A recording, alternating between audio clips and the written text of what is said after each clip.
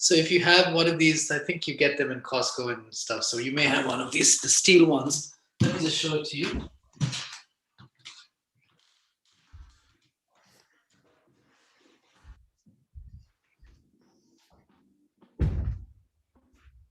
Yeah, so that one. Do you have, no, you can't see it yet. Hold on, let me change the camera.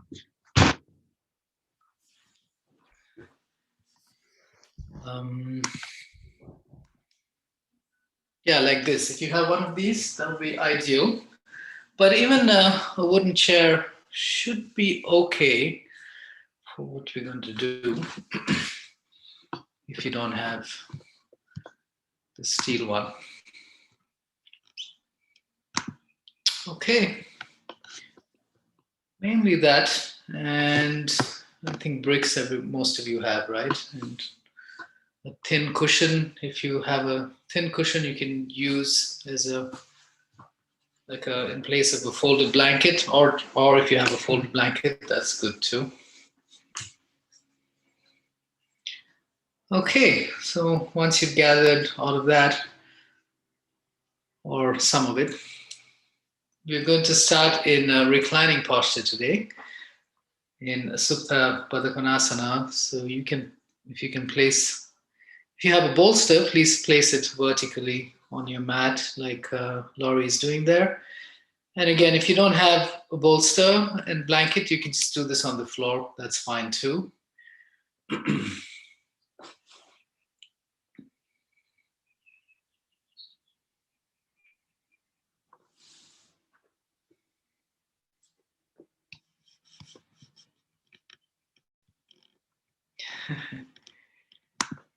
Dogs love the reclining postures.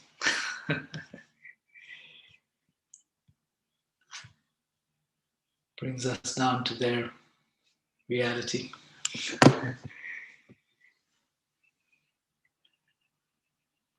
Okay.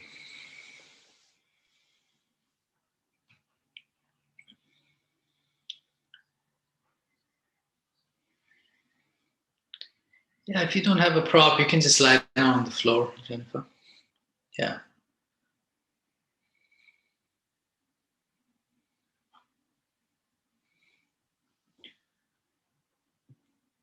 First, relax into the posture. Allow the body to relax into it.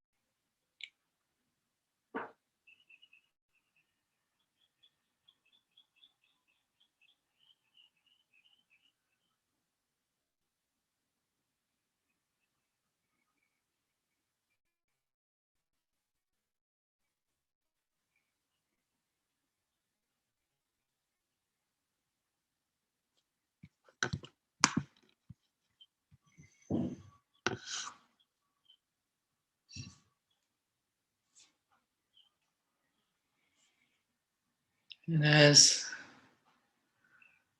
you lay there for a while, your muscles will begin to soften and relax. Hi, Laura, welcome. You can start just lying down with your knees bent, feet together.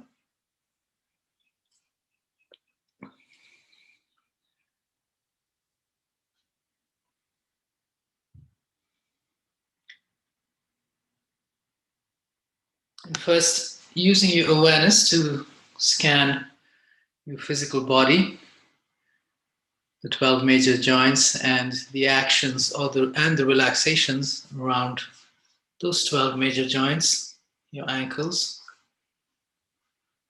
knees, the relaxation of the groins around the knees, the hip joint, shoulders, elbows, and wrists.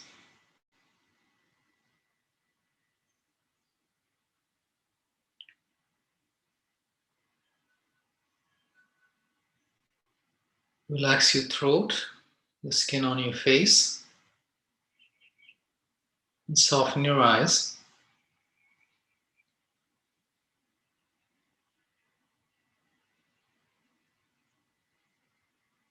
Relax your abdomen, soften.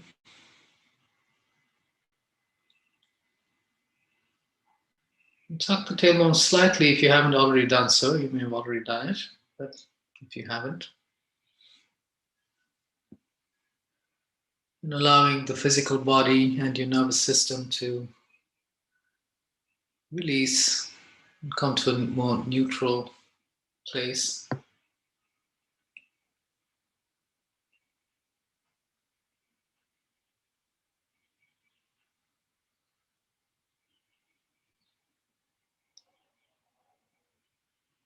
Observe your breath as you breathe naturally.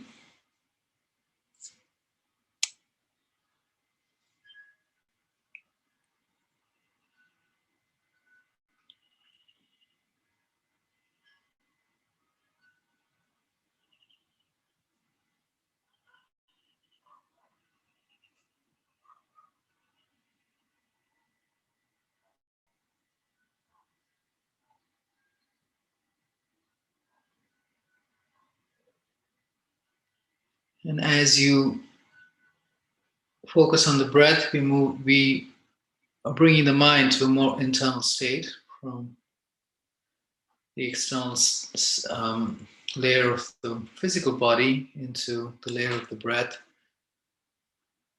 Let's go a little deeper into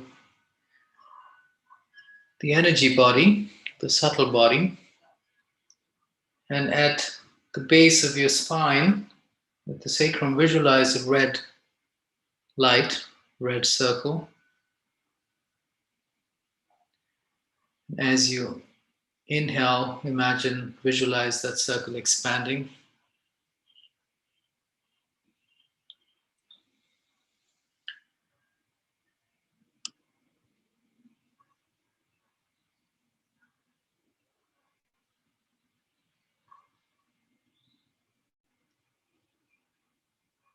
At the navel,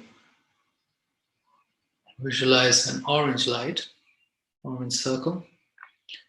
And as you inhale, energize the light and the space that it occupies, expand it.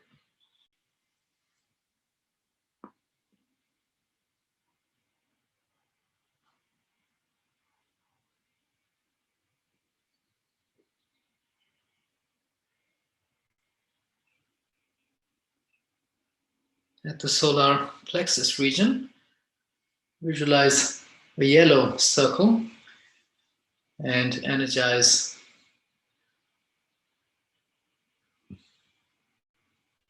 and expand the light within, the yellow light within.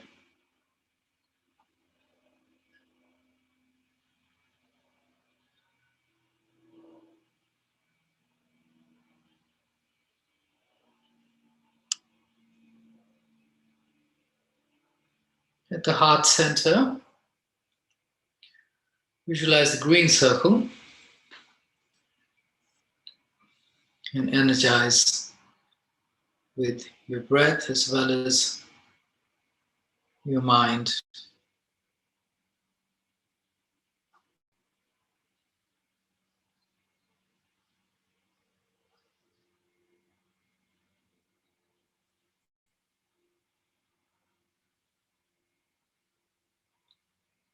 At the throat center, visualize a blue circle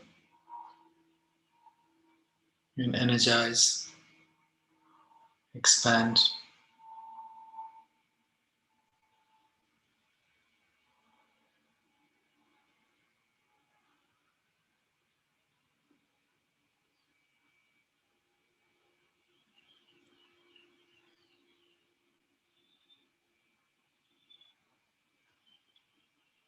At the eyebrow center, visualize an indigo light.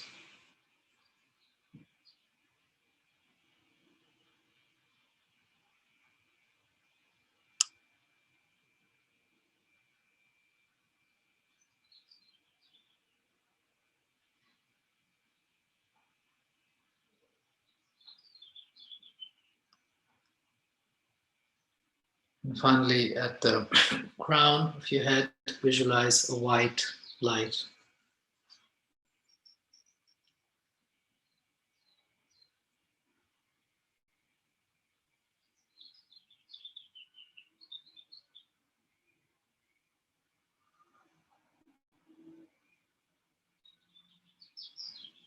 Once again, white at the crown,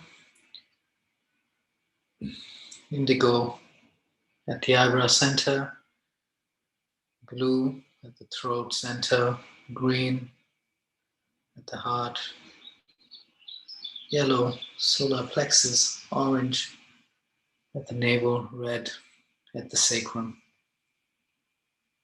Same colors that we see in the external world, manifesting as a rainbow. And also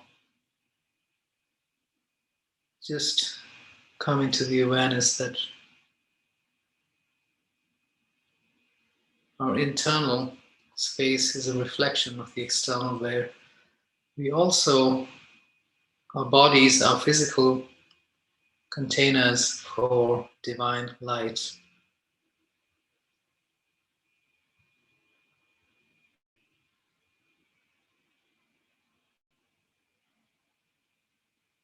In yoga, of course, this corresponds to the concept of chakras.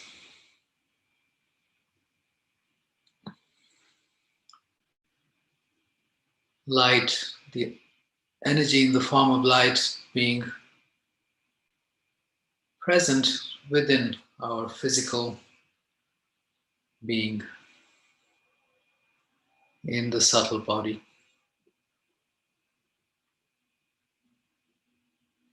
And just visualize all those circles just lighting up and being dynamic, even moving or just pulsating.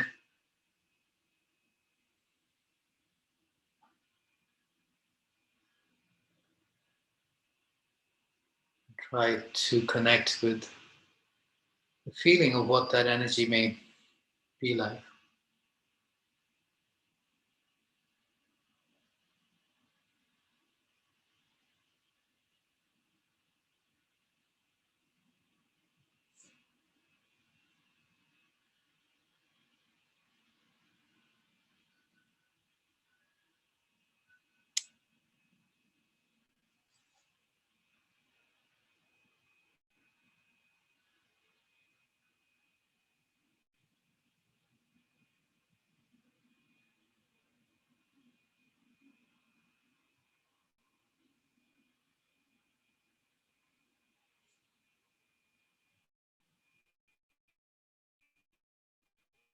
Good. And then slowly make your way out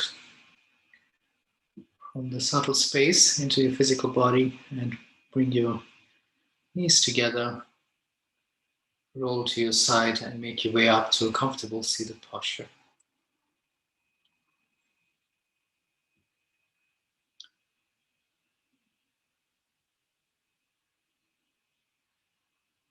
Kerith, if you'd like to share, this may be a good time.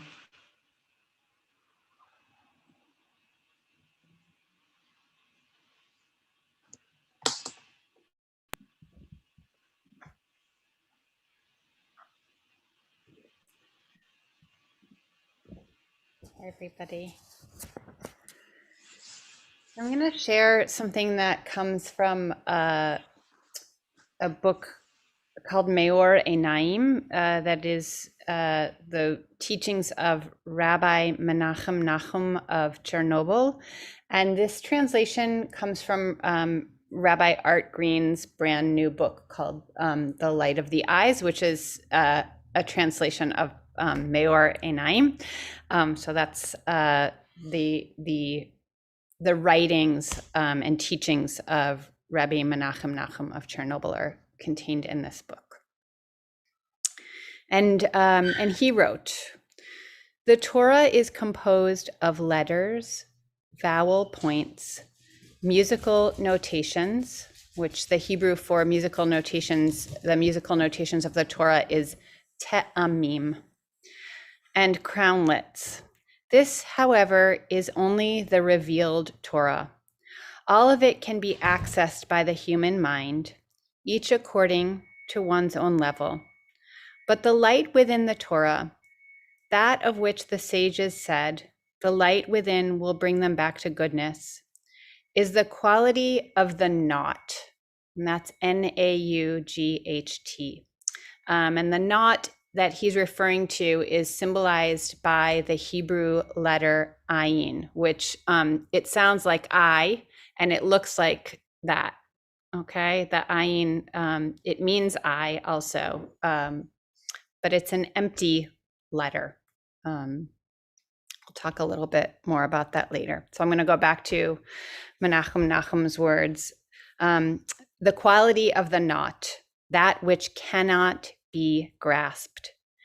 It is beyond any reason. And there's a play on words here because we talked earlier about the musical notations of the Torah being called te'amim, and reason, one way to say that in Hebrew is ta'am. So he's playing on words here. It's beyond any reason. It's beyond any ta'am. It is the source from which the Torah flows, the creator. In this way, Yud He Vav He, the divine one, and Torah are one and the same. Everyone who engages with the Torah has to become vitally engaged with its inner light, the naut beyond all reason, beyond all ta'am. This is why the musical notations of the Torah are called te'amim. Even though they are highly elevated, it is still possible to find meanings in them. But that inwardness called naut is beyond any such access. The learner has to cleave to the light that flows forth from it. This will surely restore you to goodness. When your innermost self cleaves to Torah's inner light, you yourself become a throne for God's presence that flows through Torah. So I just want to say that one more time because maybe you can envision that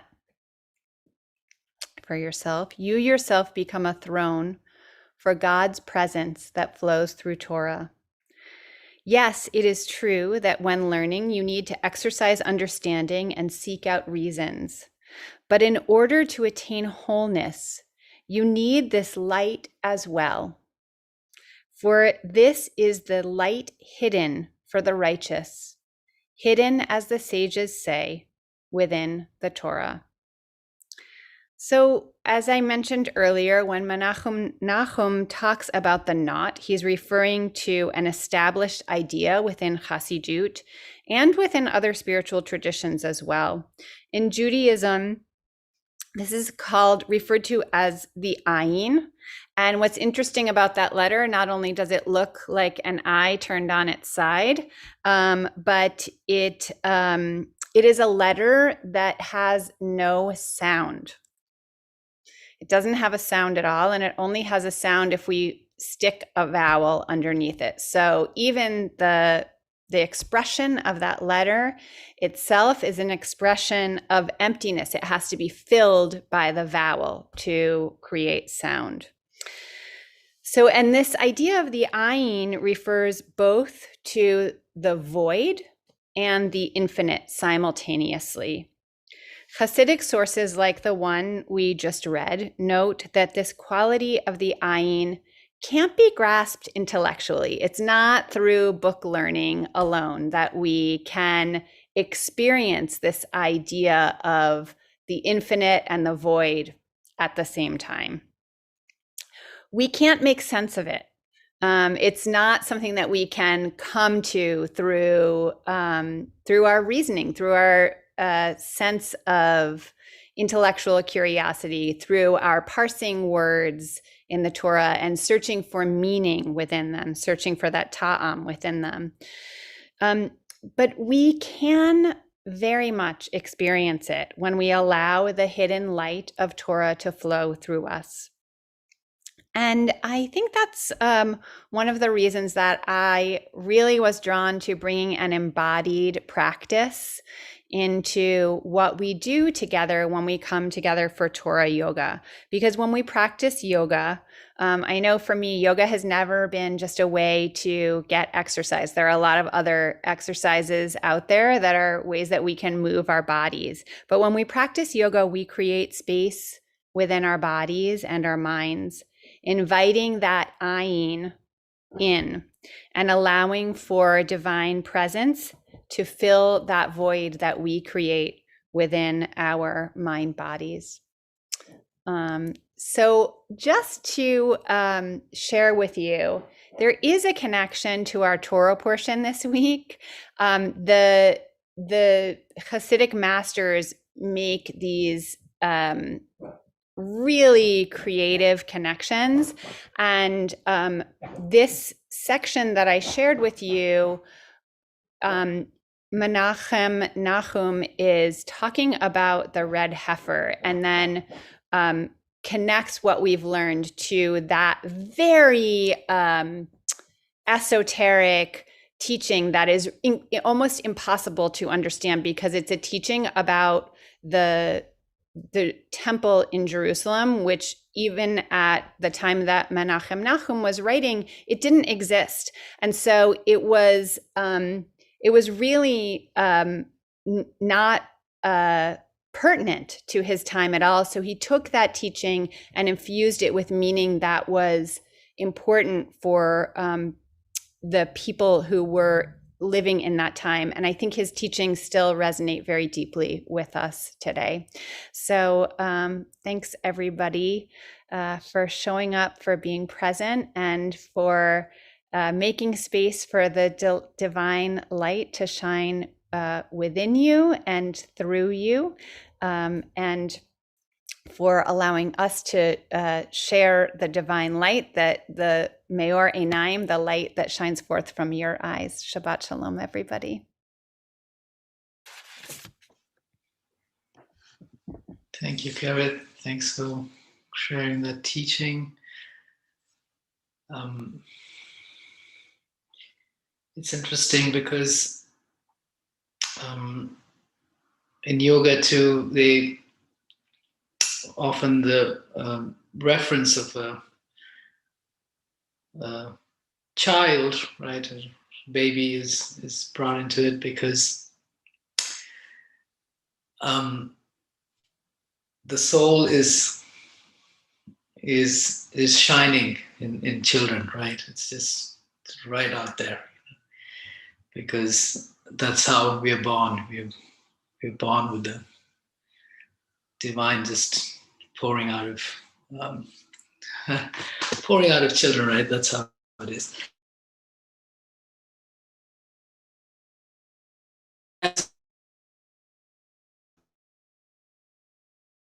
The way it is, as we live longer, we sometimes take on some negative ways of functioning or thinking, or where the energy gets blocked physically or even on an energetic level. And our practice a lot of the times is to clear that, is to clear the negative patterns which manifest physically as tightness or pain or dis-ease. And on a mental level, it can manifest as negative thinking, negative thoughts, or physically also as actions, negative actions or words. For whatever reason that happens, that we don't know why. But if we can clear that space, then the default is just like when we were children, right? It's just pure divine energy coming out. So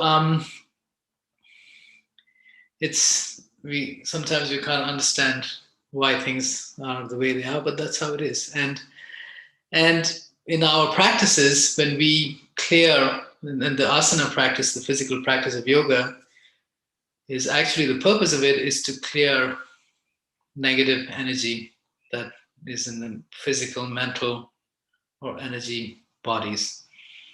Once you do that, the light that is within will automatically shine, because it's not blocked by something. We're just taking out the blockage, that's all. And to go back to the default state, we have to, for whatever reason, we have to work a little bit, to take that out. Some of us don't. Some of us, it may be easier to access that divine light that is within, and we don't know why that is different from person to person. But anyway, okay. Next posture, we're going to. Let's see, Laurie, do you do Virasana with your knees? I think you said you do, right? I didn't do it last week, but I did it once this week and it seemed okay. I'll just raise up. Yeah, and maybe if you have a blanket, roll it tight and put it in behind your knees. Okay. What about just sitting on a bolster or a block? You can do that too. You can do both. Oh, do both? Okay. Yeah, do both. So that way, when you put a rolled blanket under the knee, behind the knee, it's actually really good for the knee joint. So try that, see how that feels. Okay, thanks. And rest of you, I think, yeah. Jennifer, I didn't get to ask you last time, but I think you practice yoga quite often, right? Or it seems easy for you. Or you're a dancer or something, but it seems easy for you. I do yoga a couple of times a week. Okay, you do. Okay. Yeah, okay. Laura, you're fine with that, right? With knees together, feet apart, and sitting on either some elevation or on the floor.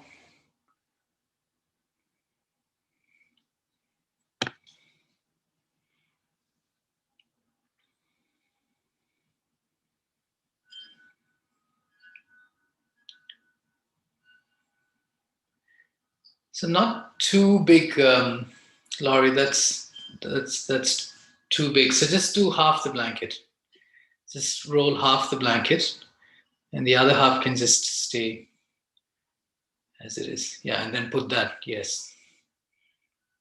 Yes.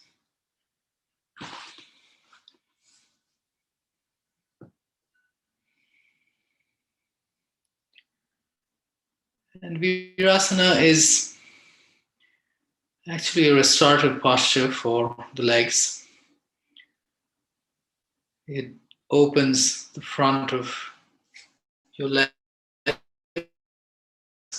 the feet, shin bones, knees, thighs. Gently opens the hamstrings as well, and it's good for the lower back as well.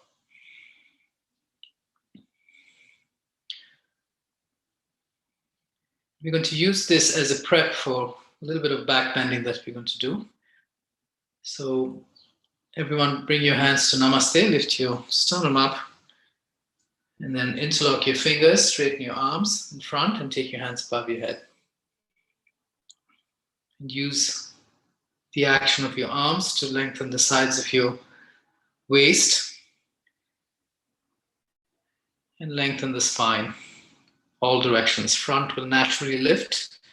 Sides will lift from the action of your arms, but also lift the back, lift the lowest back rib up to lengthen the back of the spine as well. And release your hands behind you. Laura, you're sitting up a bit, but it's okay. I think you can do it. Yeah. Release your hands behind you and take them back, fingers pointed forward, if that's available. And lift your hips off your prop or the floor. Tuck the tailbone. Lengthen the low back. Look forward to begin with.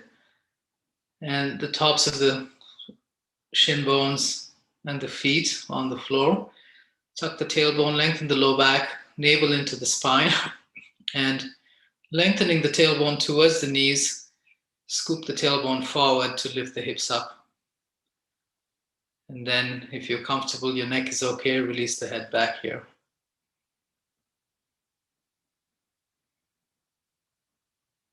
And this is going to further open the front body by activating the back body.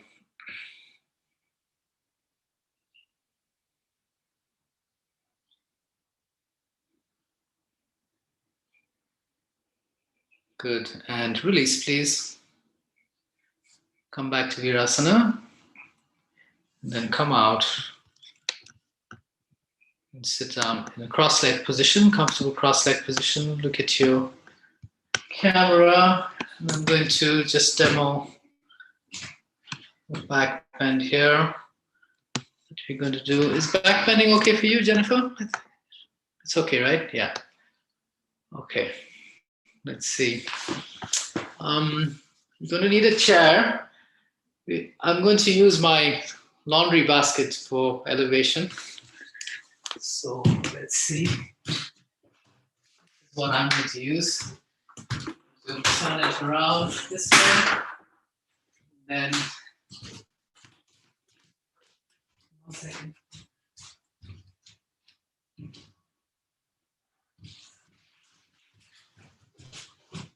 Sorry, I'm just getting some stuff together. Okay, and then I'm going to have just to soften it a bit, you don't have to have it. I'm going to put a blanket here for that. Then, if you have all this, you can use it. If you don't, you can also just use the chair. If you don't have a chair, I'll give you something else. And I'm going to use a bolster and a brick here for my head. Let me just make sure that you can see it. Okay. This is a supported back bend. So I'll just demonstrate it for you. I'm going to put my legs in between the back of the chair inside and sit, take my hips forward as much as I can and tuck the tailbone. And holding the chair, I'm going to rest my shoulder blades on the back of the chair like this. This is the first stage. You can just stay here and just drop your head back like this, but the shoulder blades will be on the seat of the chair a little bit, okay? And knees are bent here, feet are on the floor. So you can just do this. If you have that, the elevation, you can place your legs on that and take your hands through and hold the chair if you have this kind of chair. First stay here, the edge of the seat, and then once you're there for a little bit, then you slide back and the shoulder blades will come off the chair. Your head will come closer to the floor. If you have a prop, you can rest it on that. Otherwise, you can just let the head hang. Okay? And I'll help you. If you don't have the props, I'll give you an alternate way of doing it.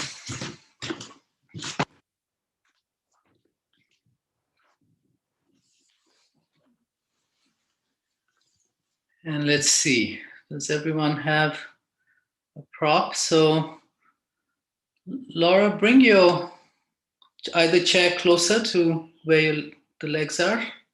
bring the chair forward a bit. And let's see, Jennifer, you may not be able to put your legs through that, right? Yeah, I don't think it's going to go through. So let's see, Laura and Kerith, you're fine. You can do a supported bridge, or you can do it like that. Yeah, you could try like that. Yeah, that's fine. First, keep the knees bent and place your feet on the floor, please. Okay, and sit at the edge of the chair. So come forward a bit and scoop the tailbone a little bit. So because we're going to take the hips on the edge of the chair. Now holding the chair wherever's comfortable for you, lean back and place your back on the chair. Make sure that the shoulder blades are touching the chair. Some part of the shoulder blade is touching the chair, the lower part. Set up the prop first, Jennifer, before going into it. And first, keep the knees bent and keep the shoulder blades on the edge of the chair. That's important. Don't worry about taking the head towards the floor first. That's not important. Yeah, just let the head hang. Keep the feet on the floor, and just stay there.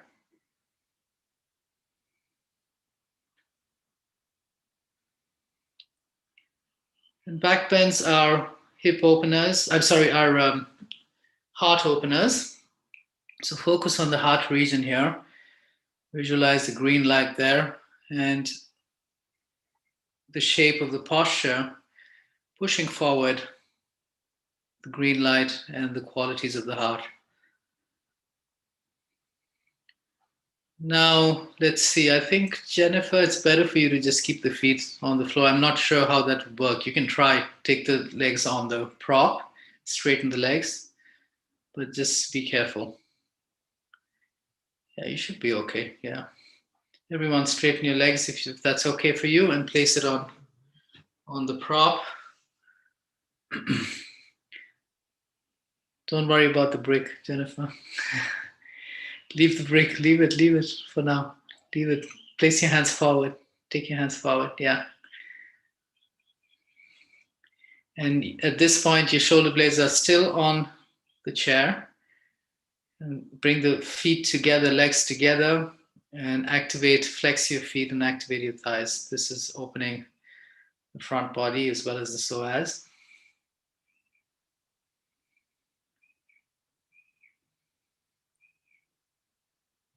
Now,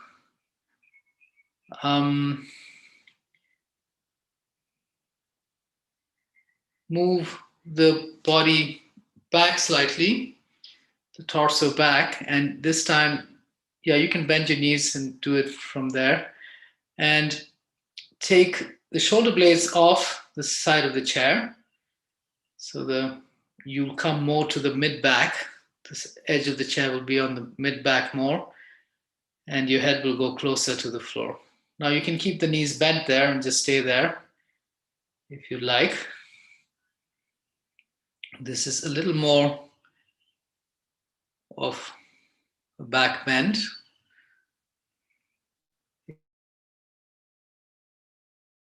Straighten legs, you can go to that, otherwise just stay there.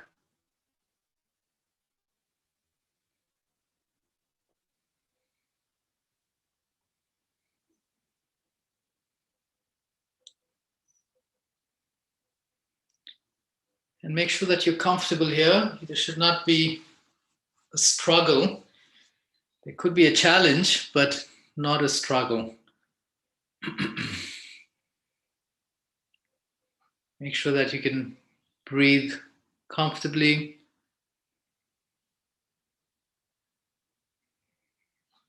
And once again,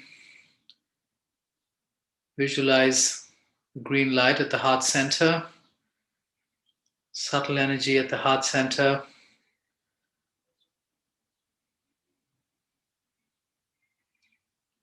And try to connect with that energy.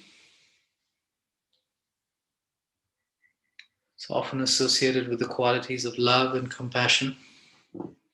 So by connecting to the qualities, you can connect to the subtle energy itself.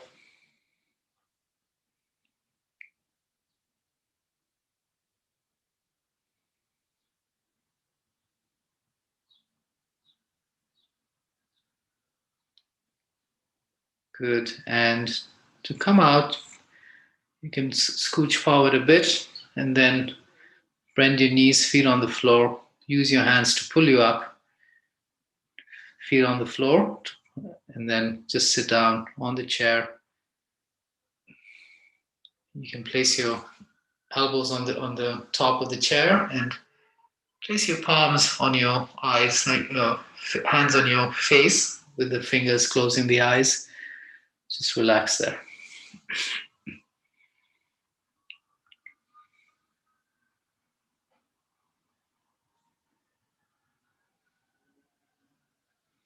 Good. And you can come out, release. And I know, Laura, you do headstand, right? Jennifer, do you practice headstand? Yes? Yes? No? Do you regularly practice headstand? Or not? Working on it. It's in progress. It's in progress? Okay. So I want you to practice, those of you who practice headstand, I want you to do it against the wall, so closer to the wall as opposed to the center of the room, because I want there to be relaxation of the mind. If you don't practice headstand, you can just take your legs up the wall, or if you don't feel like practicing it today at this moment, just take the legs up the wall, back on the floor.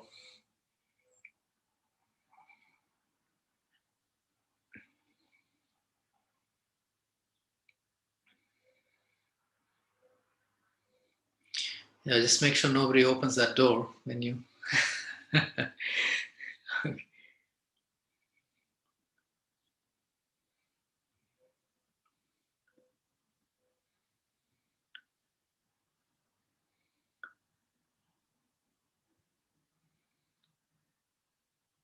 Headstand is also a subtle posture. You can also just stay in the prep if you want. Right there, Jennifer.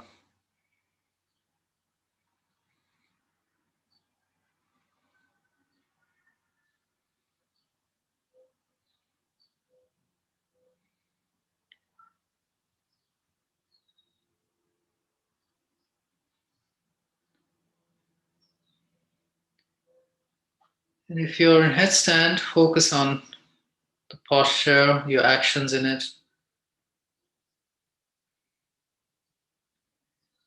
Subtle balance there.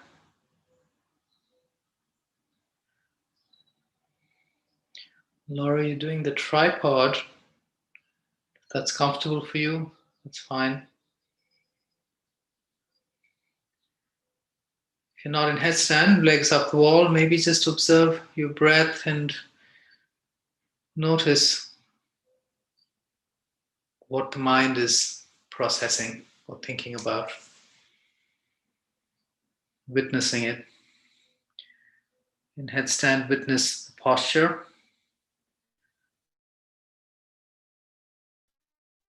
Hold the body with your actions, witness the posture experience. Legs up the wall. Witness the thought processes, which is also a subtle energy, thoughts.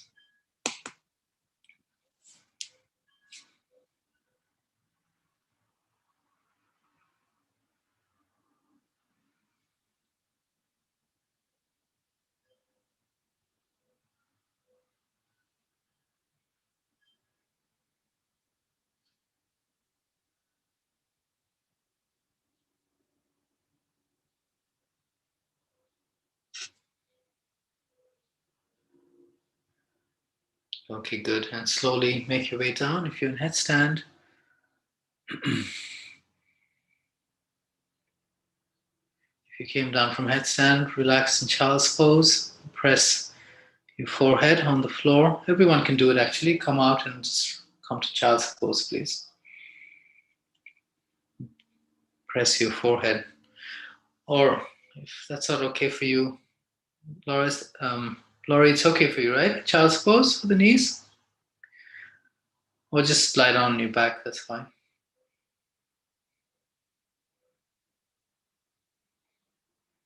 Yeah, you can roll the blanket behind.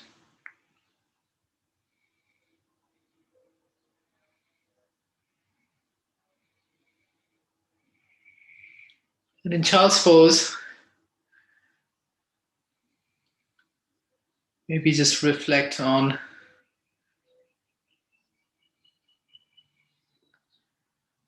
just those qualities of having a clear conscience, a clear mind that we're all born with.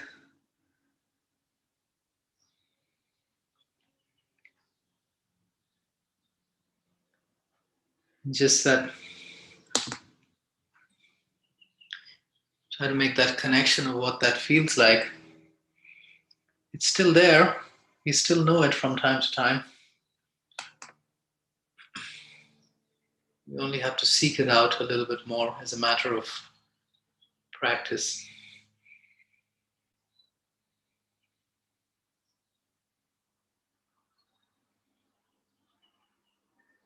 Okay. Good, and come up, please. You can come to tabletop and have either the bolster there if you have one, or a brick under your chest. We're going to use it to rest the head on in downward dog. So first, turn the bolster maybe vertically, Kerith. Turn it, yes. And Laurie, pull the bolster back a bit because it's, yeah. And go into downward dog. If you don't have a bolster, it's fine, or a brick, it's fine. Just go up to downward dog first. And first, the posture moves up, away from the floor, and from front to back. So apply all the actions, look forward as you apply the actions, and open the back of the legs, lengthen the spine, energize the arms to help you with that. Do all that, and then finally release the head and take your shoulders towards your legs and relax the head on the brick or the bolster.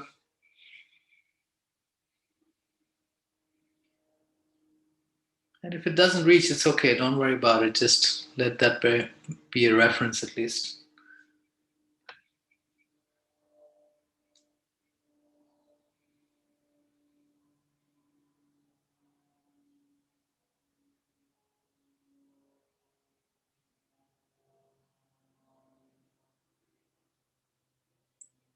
And in downward dog, one way to activate the energy body is to apply the bandhas, the energy locks in the body. So activating Mula Bandha, take the perineum muscle in towards the spine at the pelvic floor, pull it in on the inhale. That will activate the energy at the base of the spine and spine.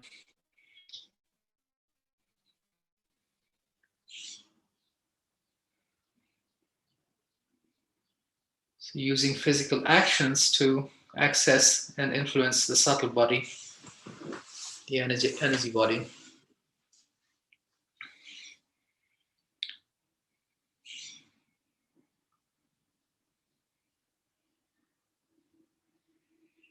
Where the practice goes beyond just the physical.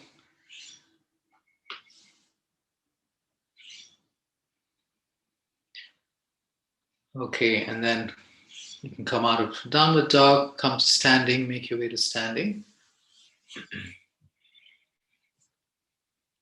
And stand at the center of your mat facing the camera.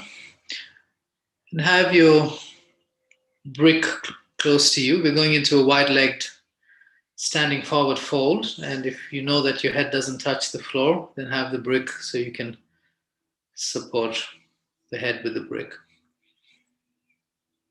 And step your legs apart, hands apart. Pigeon toe your feet in. Relax your shoulders and your hips.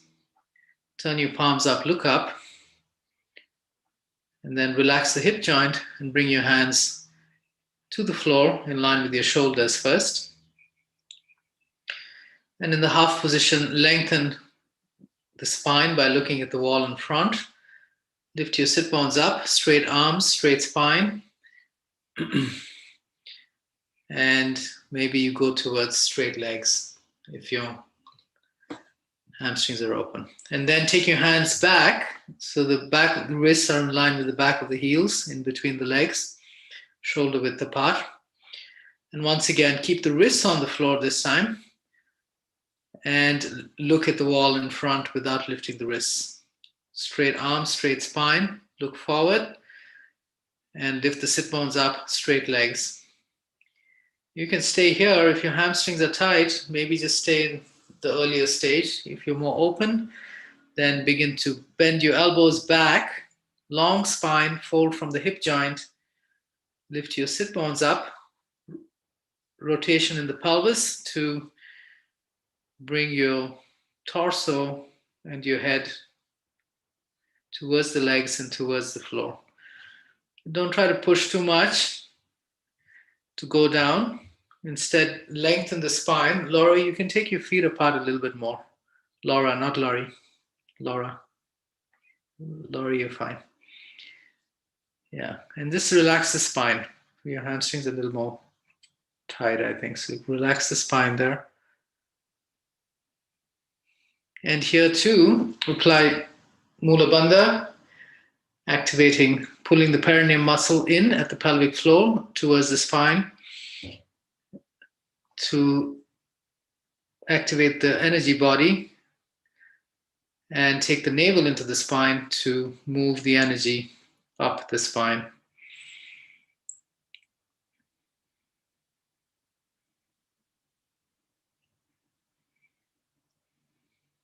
Good. Inhale, come to the half position, please. Now bring your feet hip distance, and come up, come all the way up. Now bring your feet hip distance apart. You may need a little more elevation, so more bricks, or you can put the brick on the bolster, or you can even use the chair. I think, yeah. Laura, can you do it sideways so I can see you from the side? Because I want to see the position of the spine when you do this. Yeah. Okay, and feet hip distance apart, same posture, but legs are closer. Take your hands up, this time all the way up. Look up, exhale and fold from the hip joint. Release your hands to the floor or your legs. Then look at the wall in front, extend your spine, lift the sit bones up. And then maybe if it's available, those of you take your hands on either side of your feet on the outside. Laura, you can just hold your legs there, that's fine. Yeah. And once again, lengthen forward, lift the sit bones up, straight arms, straight spine, straight position. And then from there, just relax the hips, take the elbows out to the side and fold.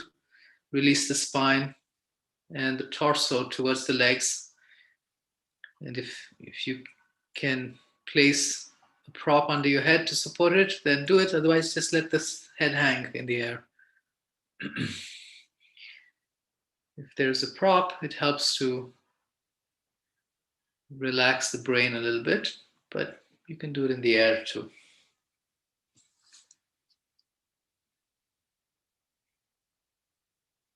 And here too, activate and pull the perineum muscle in and support that by taking the navel into the spine to distribute the subtle energy within the body.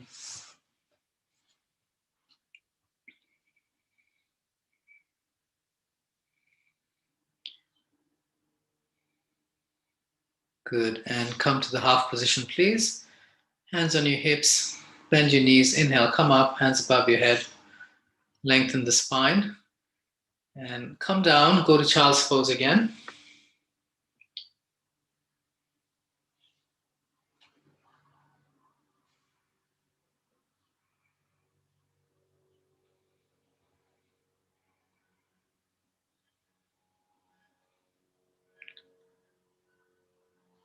Soften, relax your physical body, relax your thoughts, just observe your breath, relax your effort. Take your hands back, actually. Take the hands back, rest your elbows on the floor if that's available.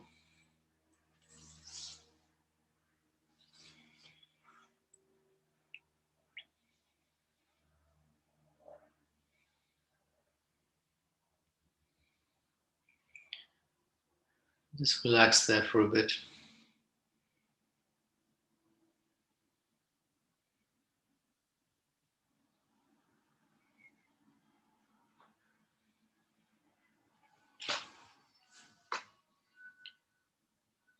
Yoga and other spiritual practices they're all practices of moving from the external to the internal.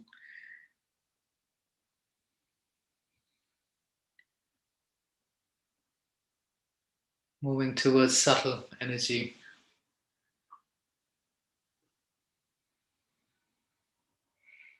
That's why it's important to have that as the focus and the vision of your practice.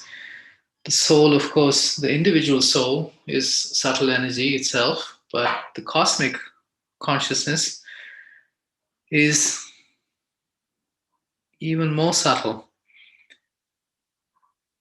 It's important to have the vision and the direction towards which you want to take yourself through your practices, especially your spiritual practices. Even the name has the word spirit in it, which is subtle. Subtle energy. Seeking it and actively going towards it.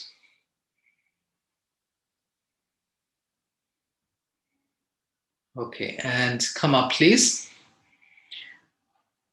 If you have the chair, then place it on your mat. If you don't have a chair, that's fine. Just have your bricks close to you. You're going to go into a couple of forward bends. You're going to use the support of the chair or the brick for your head. So depending on how open you are, you can choose. Chair is nice. Even if you can go all the way down, it's still nice because it keeps you in the half position. And sit down, please, with your legs under the chair, feet under the chair in staff pose with your legs straight forward.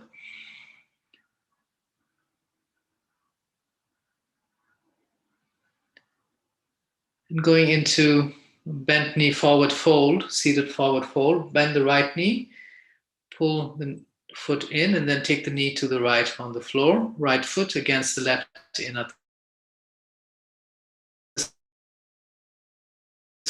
We do it off the leg, navel to the left, and then go into it. Go into the forward fold, extend your spine, and fold forward.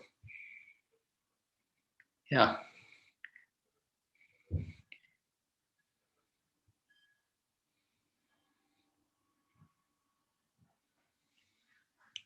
When you go in, come to the half position first and look at your left big toe, straight arm, straight spine, straight left leg, lengthen the left sternum, lengthen the spine to open the hip joint, and then fold from the hip joint, not from the sternum, fold from the hip joint, take the elbows out, look forward as you fold from the hip joint, and then once you can't fold anymore, then release the head.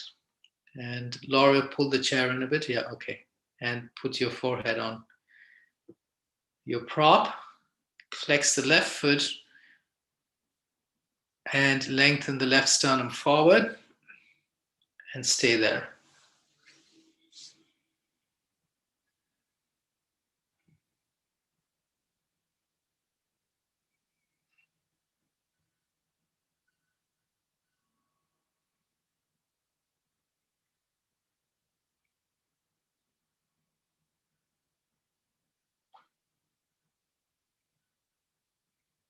Good. Come up, please, and make your way to the other side on your own. You can do it on your own on the other side.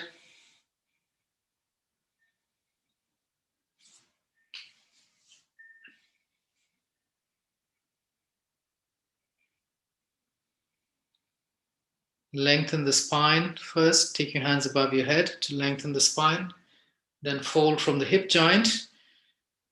So bring your torso down towards your legs. Then place your hands on your props or wherever you're holding. And before taking your head to the brick or the chair, look at your right big toe. Lengthen the sternum forward. Pull with your hands and lengthen the left sternum forward. And then fold from the hip joint a little bit and then release the head. And once the head rests on something, still keep the sternum lengthening forward. This is a forward fold, which means that it opens the hip joint as well in the back of the legs. So a very important action is for the sternum to lengthen forward to open the hip joint.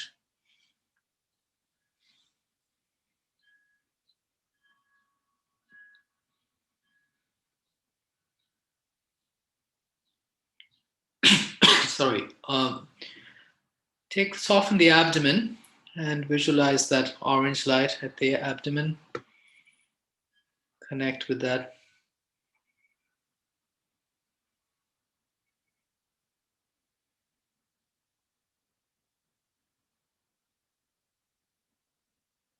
Good. And come up, please. And release your hands, release your legs. Move the chair to the side and have your brick with you.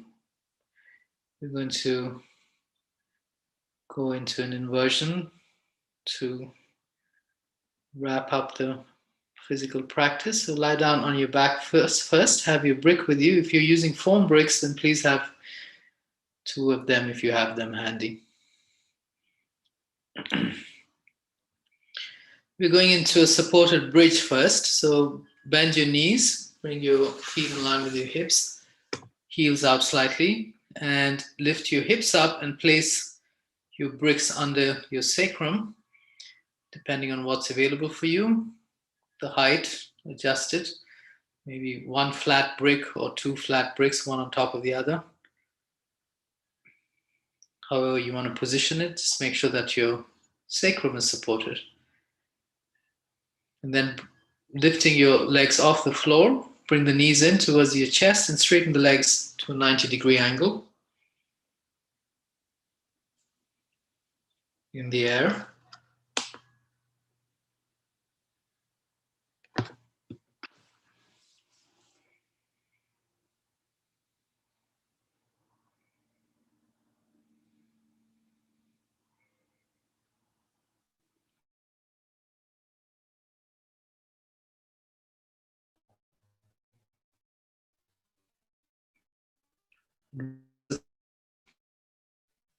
Visualize the blue light at the throat center, associated with the qualities of purification from awareness.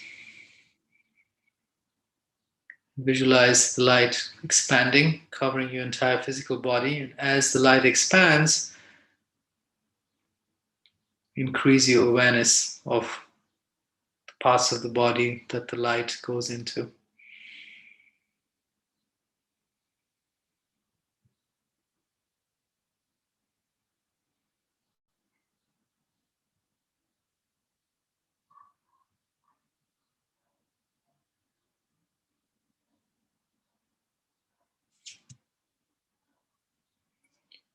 Okay, and then bend your knees, release your feet to the floor, lift your hips off, the brick. Then release, tuck your tailbone as you release the hips and lie down in Shavasana, please.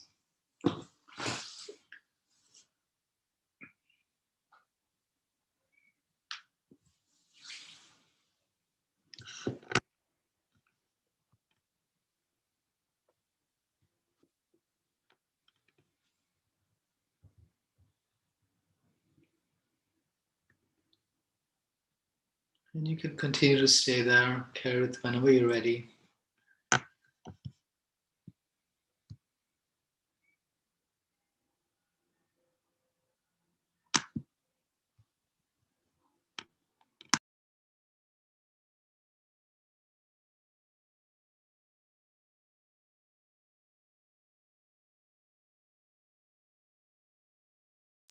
If you're in Shavasana, continue to just connect and stay with the subtle energy that you may experience.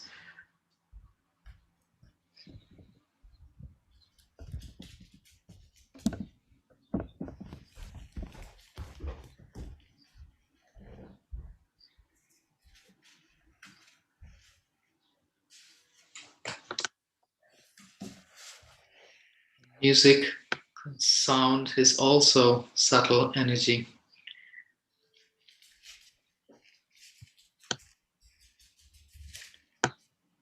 So as we say goodbye to Shabbat and enter the next week, I'm going to light the flame here. One of my favorite parts of this ritual is the sound that the flame makes when we plunge it into the wine. So I'll try and do that close to the microphone today so you can experience that sound as well.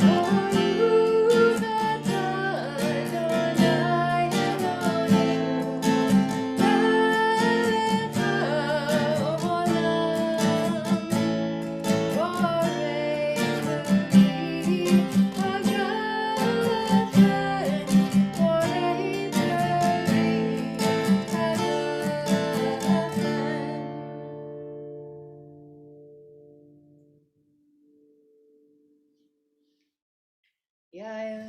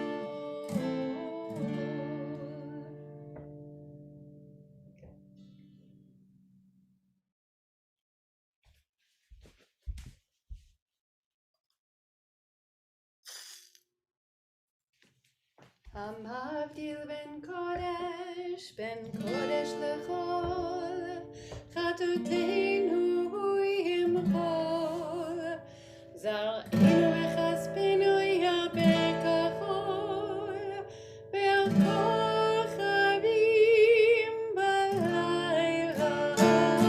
Shavua tov, Shavua tov, Shavua tov, Shavua tov.